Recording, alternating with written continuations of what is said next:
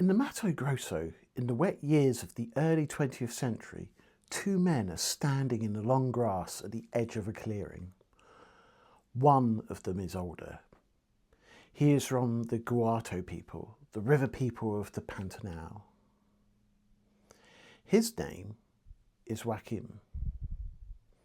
He has been hunting jaguars in this country for most of his life with a weapon his ancestors made, a thrusting spear 7 feet long with an iron tip.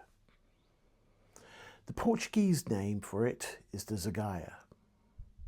You do not throw it, you hold it, and then you wait.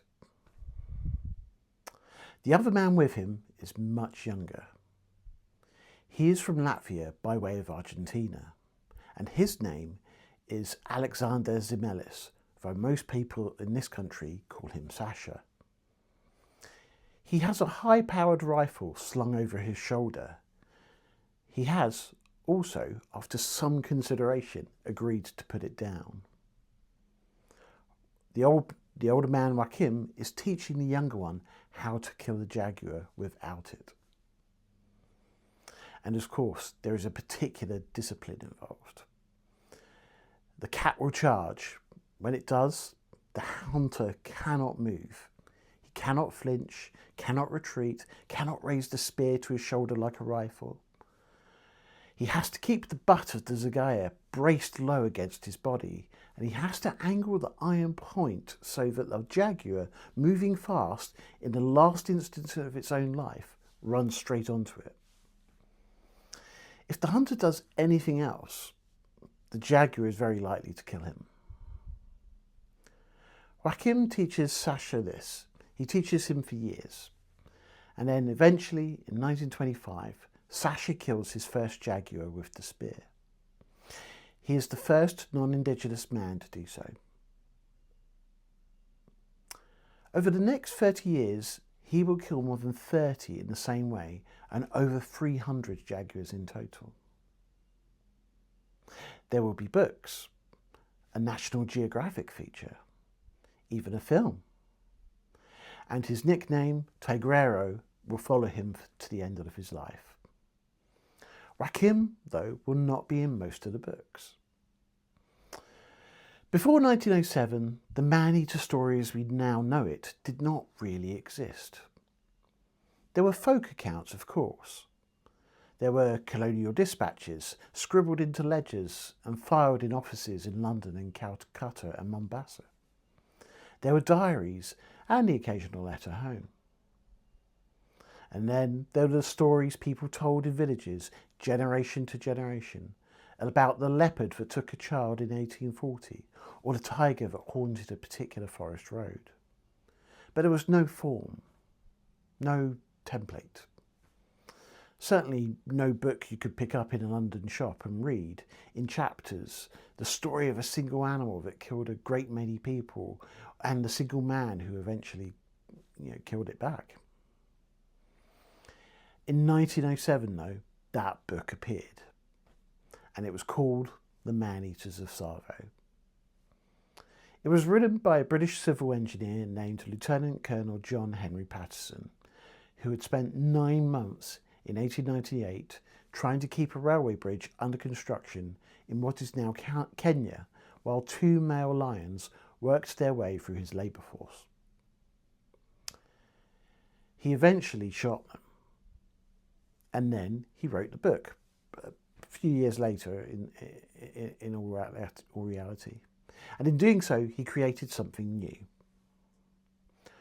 What Patterson had basically established, this colonial officer in alien country, the inexplicable predator, the prolonged failure, eventual triumph, that published account made the author famous and became the shape of the genre. Everyone who followed worked within that shape, even when they were trying to improve on it. Jim Corbett refined the form almost beyond recognition. Working in the Kumaon hills of northern India through the first half of the 20th century, Corbett produced a body of writing, Man-Eaters of Kumaon in 1944, The Man-Eating Leopard of Rudraprayag in 1947, and several more, all that elevated the form into something close to literature. Where Patterson reported, Corbett observed. Where Patterson hunted, Corbett tracked. The animals in his books are not just adversaries, they are studied, understood, and in their own way mourned. Kenneth Anderson extended that form south. A Scottish Indian factory manager who had grown up in the country and never really left it, Anderson hunted in the forests of Karnataka and Tamil Nadu through the middle decades of the century. His books, 9 Man-Eaters and One Rogue in 1954, The Black Panther of Savannapalli in 1959, and half a dozen others, applied something like Corbett's methods to South India with a register entirely his own.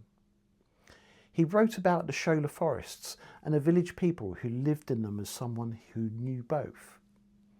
He also wrote, in chapters his readers either loved or hated, about the supernatural, about the things he had seen in those forests that he could not explain. Sasha Siemel, working a continent away in the Brazilian Pantanal, fitted the same shape from a different angle. The spear made him singular, but the underlying structure was familiar. A European descended hunter in an alien country with animals too dangerous to ignore that eventually becomes a book. Peter Capstick came last, and he came from somewhere new. Capstick was not colonial. He was, of course, American. New Jersey originally, then briefly Wall Street, then increasingly the bush of Central and South America, and finally Africa. He arrived in Zambia in 1968 as the hunting and fishing director of Winchester Adventures.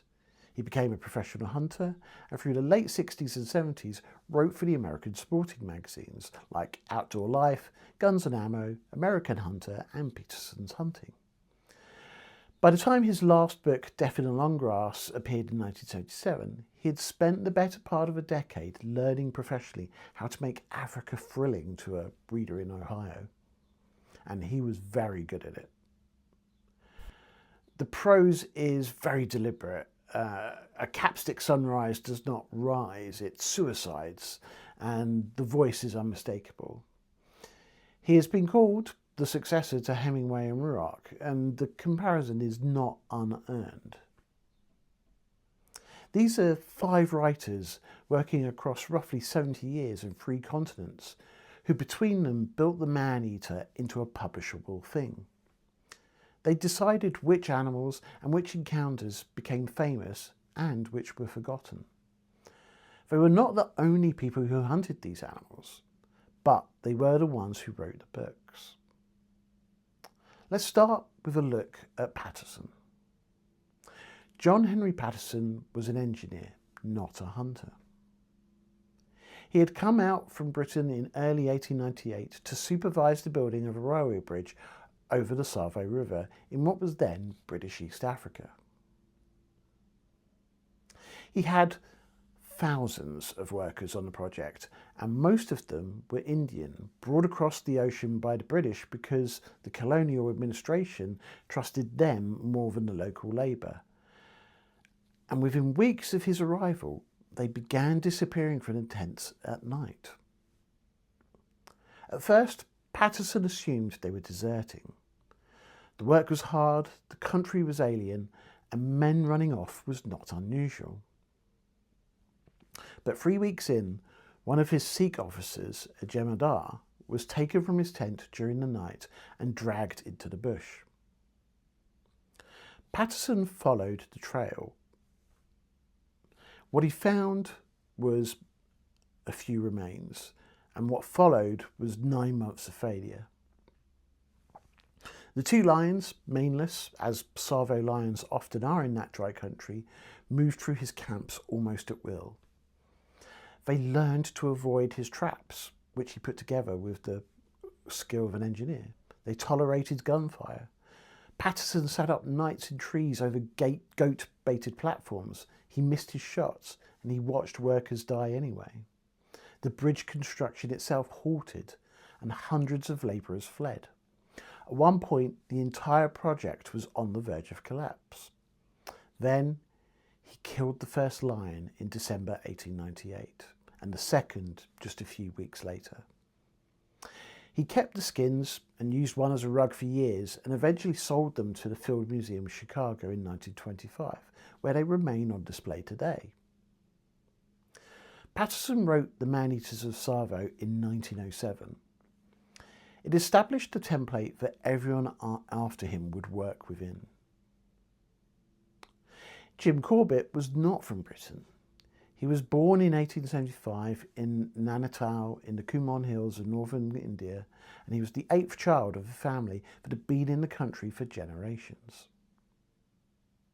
He spoke Kumani.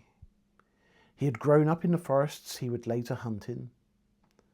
But by the time he killed his first man-eating tiger in 1907, the Champawat tigress, who was credited with 436 human kills across Nepal and India, he was only 31 years old, but he had been reading those forests for most of his life.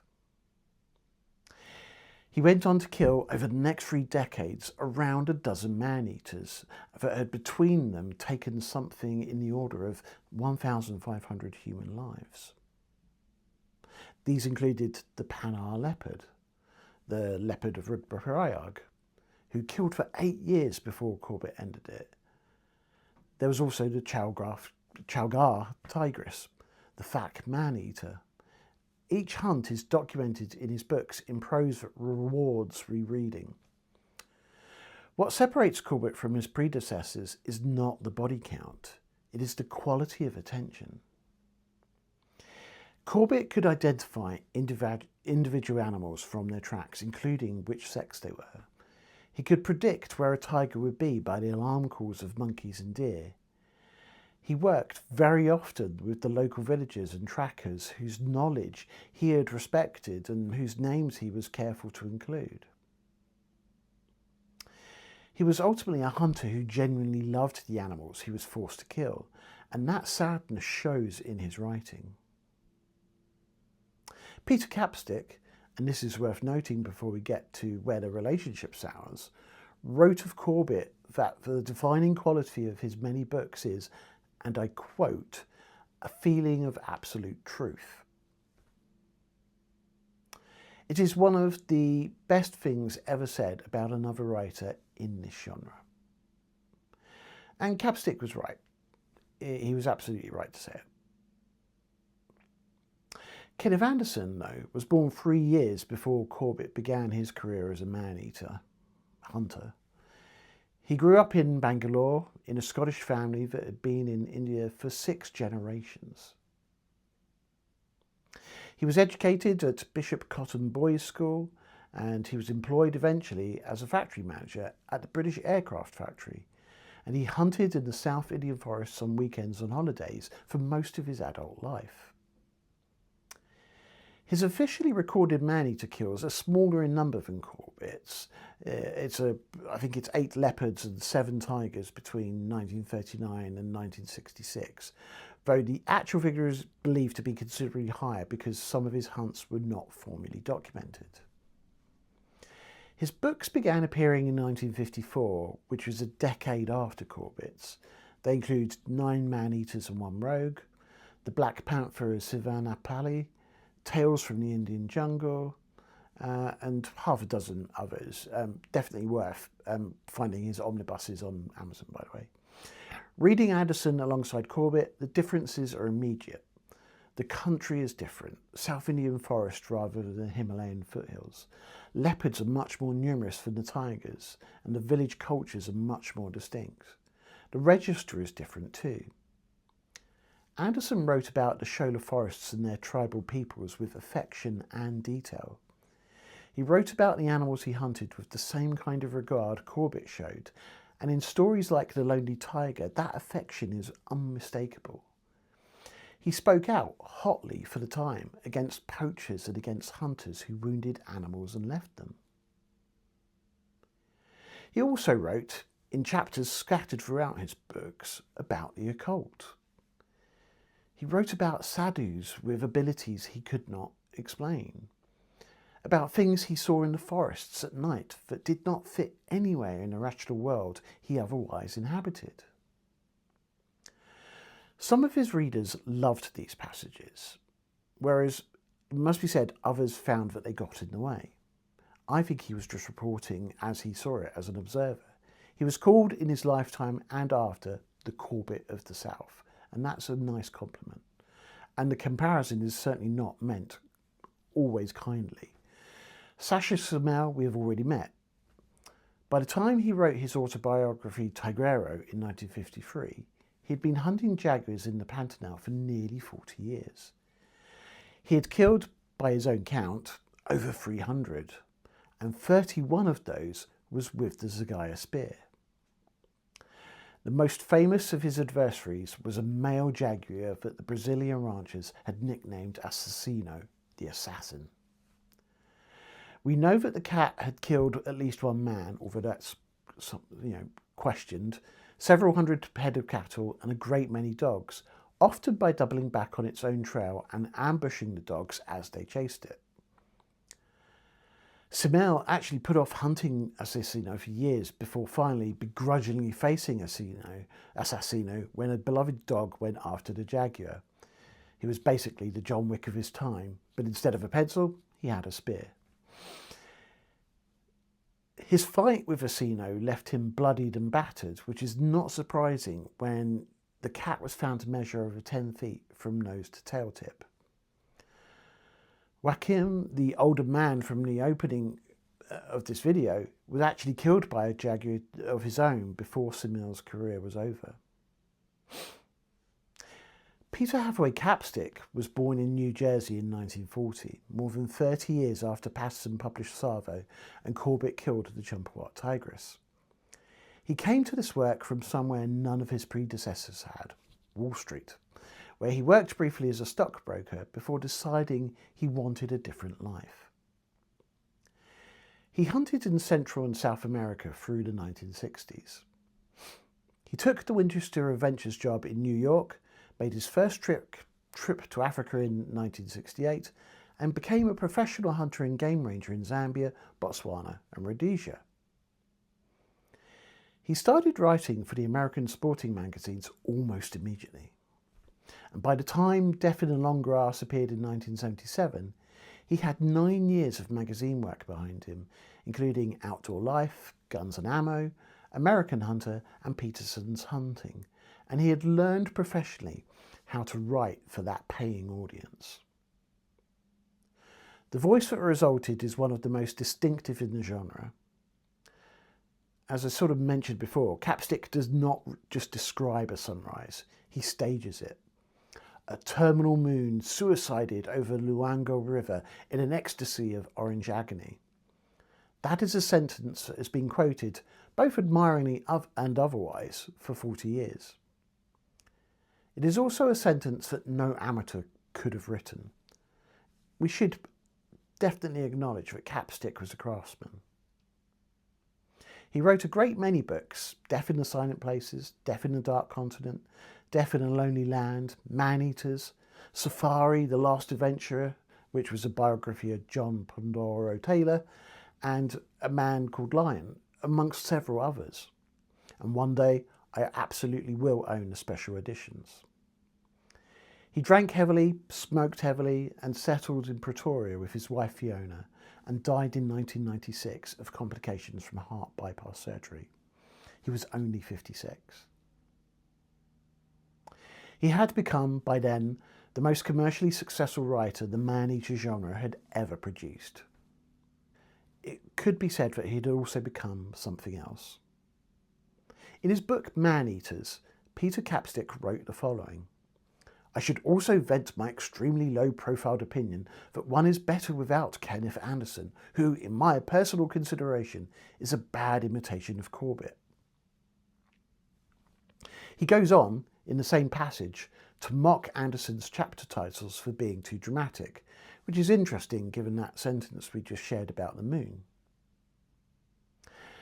And he closes with a line that has bothered Anderson's defenders ever since. He says, "Unfortunately, I tend to see Mr. Anderson quoted in truly erudite works of large carnivora being as gospel as baby Jesus and Sunday morning.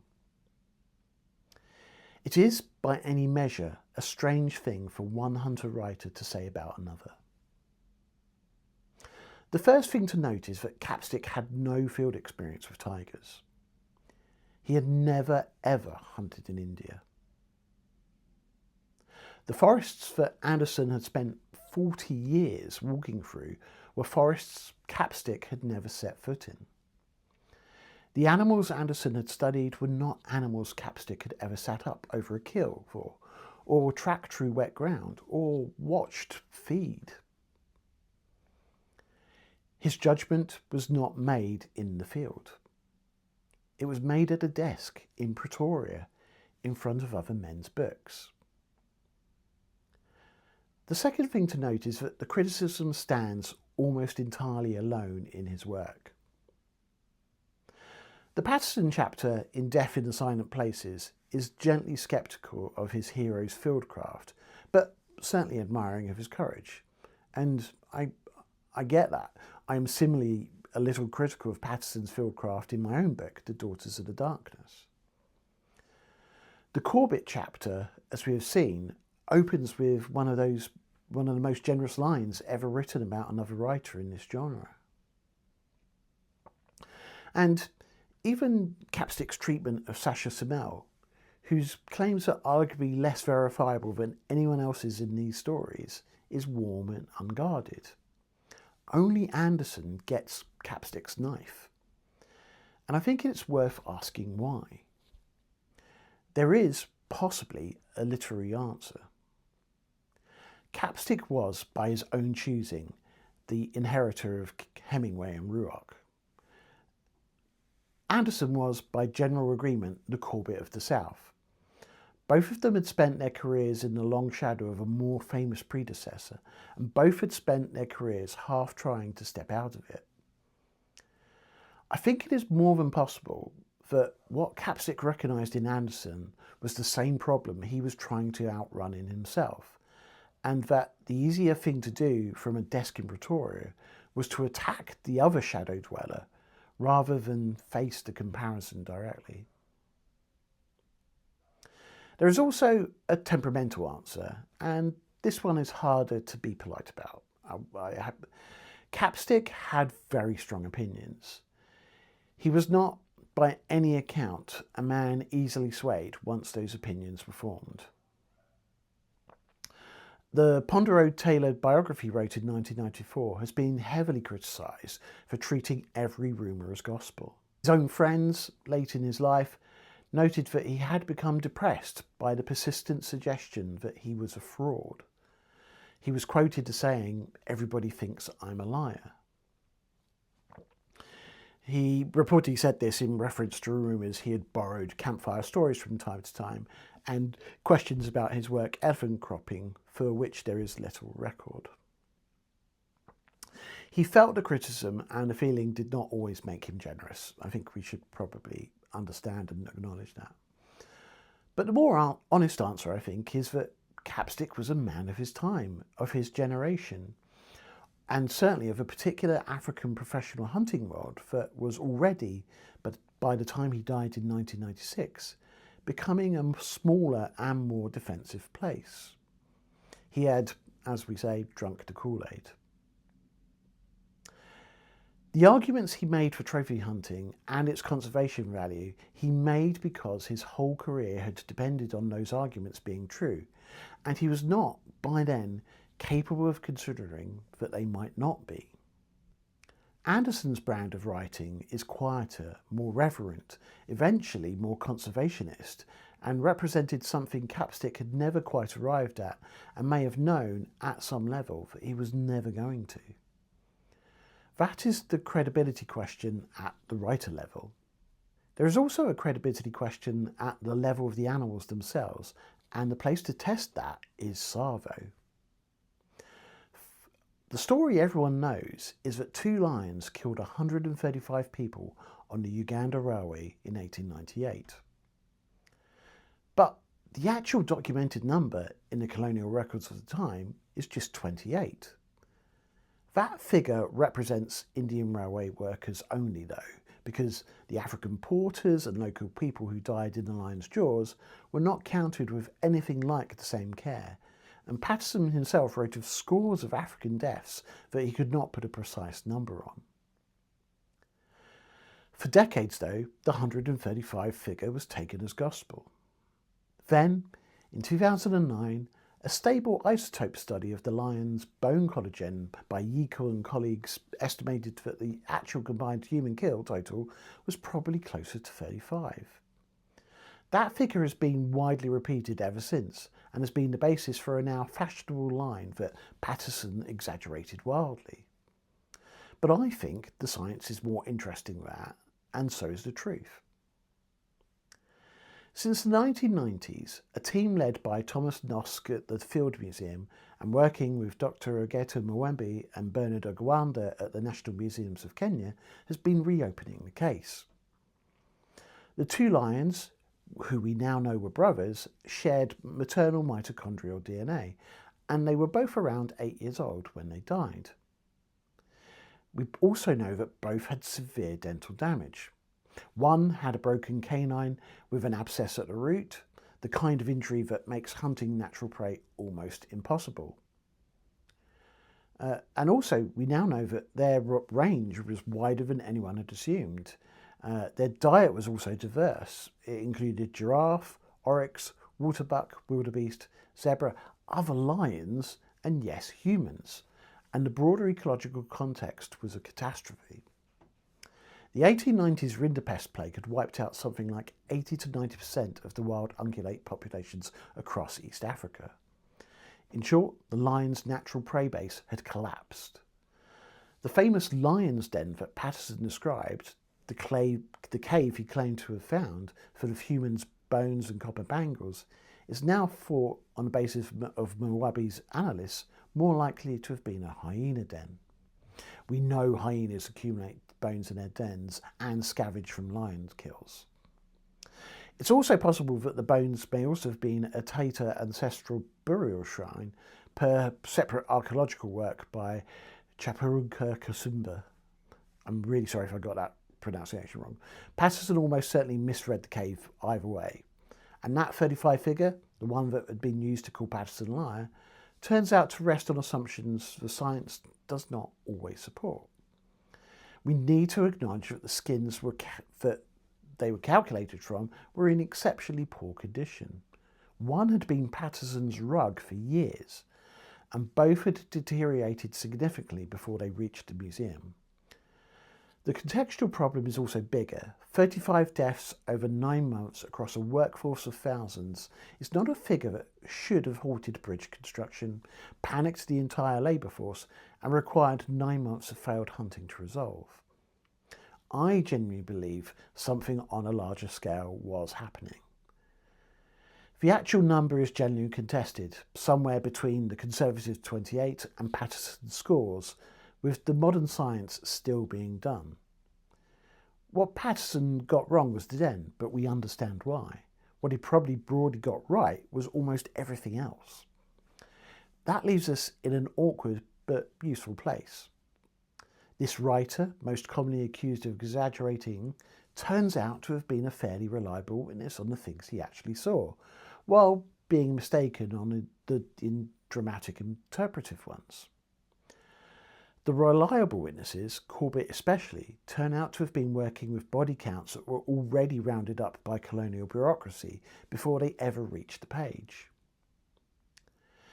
The honest position is that what we know is that we know less than we thought we did, and that the work is continuing. Which is, in this material, almost always the honest position. There is a quieter story running underneath the one about who killed what and who wrote about whom. It is the story of what each of these men did when they put the rifle down. And it is, in the end, to me, the more interesting story. Jim Corbett put his rifle down earlier than most people realise. By 1920, He was already tracking tigers with a camera rather than a gun, and he was influenced by his friend Frederick Walter Champion, a name that deserves to be better known than it is. Champion was, effectively, the first serious wildlife photographer in India and certainly in the world. He pioneered camera trap photography in the Indian jungles in the 1920s. His book, With a Camera in Tigerland, appeared in 1927, just 17 years before Corbett's first published work. And he was, more than anyone else, the man who put the idea of camera over rifle into Corbett's head. In 1925, Corbett built a 5-kilometre wall around the village of Kohoti Haldawandi at his own expense. The purpose of the wall was to allow villagers and tigers to occupy the same landscape without killing each other. That's contemporary human-wildlife conflict thinking applied 100 years before it had a name. In 1928, he also acquired a Bell & Howell 60mm cine camera, reportedly a gift from Lord Strathcona. He is believed to have been the first person ever to film wild tigers on motion picture film. And in 1936, he was instrumental in the establishment of Hailey National Park, the first national park in India and now the oldest in Asia. After his death in 1955, it was renamed in his honour. Also, in 1968, the Indo-Chinese tiger subspecies was given the scientific name Panthera tigris corbetti. And the Corbett National Park today holds the highest density of wild tigers anywhere in the world. Kenneth Anderson made the same turn in a different country on a longer arc. His later years were spent campaigning often furiously against the poachers and casual hunters who were doing to South India's forests what he had himself in his earliest years helped to do. He became a real pioneer of wildlife tourism in the Bangalore region, and he pleaded openly for the preservation of the Shola forests and the animals in them. In his books, the affection for the wild animals he had hunted, never absent even at the start, became something closer to grief by the end. In short, both of these men ended their careers as conservationists.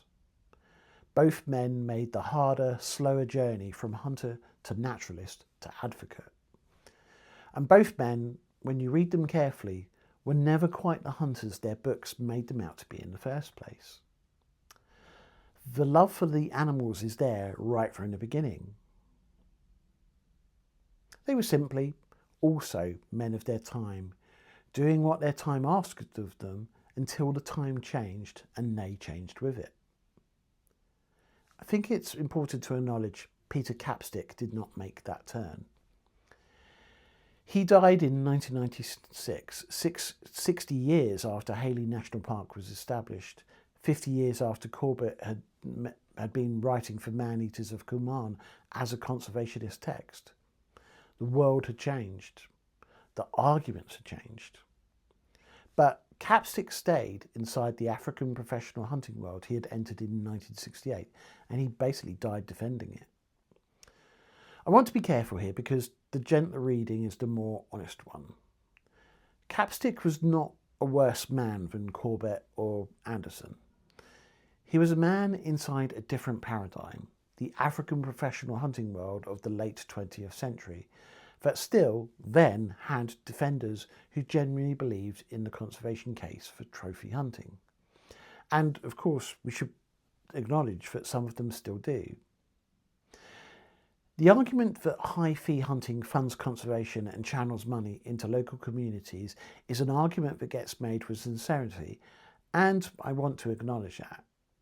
But I also want to be honest that I do not personally agree with it and haven't seen it work in the field. The evidence I have seen does not support that claim in practice at all. The studies show that the redistribution of fees into local communities is, with very rare exceptions, a small fraction of what is usually promised. The communities are paid comparative pittances, more than the local wages perhaps in some cases, but trivial against the scale of the trade. and the whole system is marred by corruption at most of its levels. I see, in Capstick's defence of it, the same bias I see in most defences of it. A man whose entire identity and livelihood depended on the argument being true, and who was not, by the end, capable of considering that it might not be. He had, as I said before, drunk the Kool-Aid. But this is not the version of him I most want to remember. The version I most want to remember is the magazine writer who could, when he was at his best, produce sentences that made you stop reading and look up. The man who wrote of Corbett that the defining quality of his work was a feeling of absolute truth, and who was right to say that. The craftsman who taught a generation of American readers to imagine Africa. But the asymmetry is real, and again, we should spend some time contemplating that. Corbett ended his life trying to save the tigers he had spent his career killing. Anderson ended his trying to save the sholas he had hunted in. Capstick ended his defending the practice that had made him famous and writing books about other hunters who had done the same. There is a final thread, and it has been running underneath everything else. None of these men, even at their best, gave proper weight to the people surrounding them and those who had taught them. Sasha Siemel learned the jaguar from Joaquim, and Joaquim was killed by a jaguar before Siemel's career was over. He appears in the books, but he is rarely the centre of them. As with so many of histories that get retold today, they often manage not to name him at all.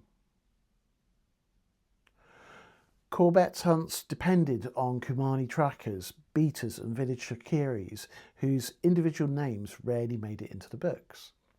The exceptions where they do, and there are some, only make the absences more visible. Anderson's South Indian work was the same. The forests he wrote about were forests whose people had been reading them generation by generation for centuries before he arrived with a rifle that most of them were not allowed to carry. The Tsavo lions are now being studied by Dr. Ogeto Mwabi and Bernard Agawanda at the National Museums of Kenya. This is a Kenyan-led project in Kenyan country doing the work that the colonial era account did not. It is, in its own quiet way, a correction. The great white hunter genre, even at its most honest, even in the hands of writers as careful as Corbett and as warm as Anderson, obscured the knowledge systems that basically made it possible. The men who could read the forests existed before, during and after the men who wrote about reading them. They have just, for 120 years, not been the ones holding the pen. Ultimately, everything we know about these animals is what the writers chose to preserve.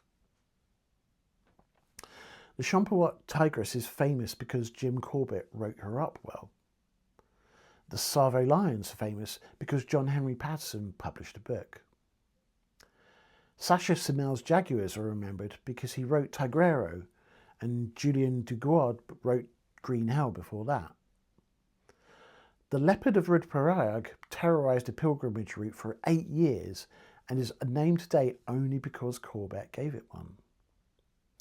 Behind every famous man-eater there is a writer, and behind every writer there are dozens of equivalent animals, equally lethal, equally strange and equally worth knowing, who happen to die in places where no one was keeping a notebook.